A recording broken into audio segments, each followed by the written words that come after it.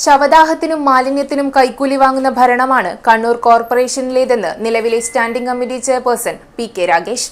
Rajeev ji cultural forum നടത്തിയ അഴിമതിരഹിത വികസന പദ്ധതി നയപ്രഖ്യാപനം നടത്തുകയായിരുന്നു അദ്ദേഹം.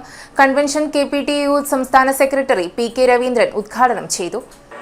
ആരോഗ്യ standing committee chairperson MP Rajesh Payyambalam ശ്മശാനത്തിലെ വിറക് കരാറുകാരനായ സുരേഷ് കുമാറിൽ നിന്നും 5.53 ലക്ഷം രൂപ കൈക്കൂലി വാങ്ങിയതായി രാഗേഷ് ആരോപിച്ചു. കണ്ണൂർ കോർപ്പറേഷനിലെ ഭരണരംഗത്തുള്ള ഒരു എളിയ പ്രവർത്തകനാണ്.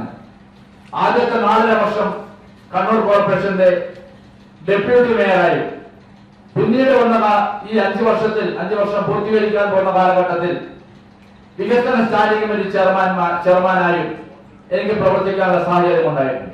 അതിനു മുമ്പ് 15 വർഷം പള്ളിക്കുന്ന് പഞ്ചായത്തിലെ പഞ്ചായത്ത് മെമ്പർ, അതുപോലെ തന്നെ സ്റ്റാൻഡിംഗ് കമ്മിറ്റി ചെയർമാൻ, അതോടൊപ്പം തന്നെ പഞ്ചായത്ത് പ്രസിഡന്റ്, പള്ളിക്കുന്ന് മണ്ഡലം കോൺഗ്രസ് കമ്മിറ്റിയുടെ പ്രസിഡന്റ്, അങ്ങനെ നിരവധി സ്ഥാനങ്ങൾ ഏറ്റെടുത്ത് മുന്നോട്ട് പോകാനുള്ള സാഹചര്യം.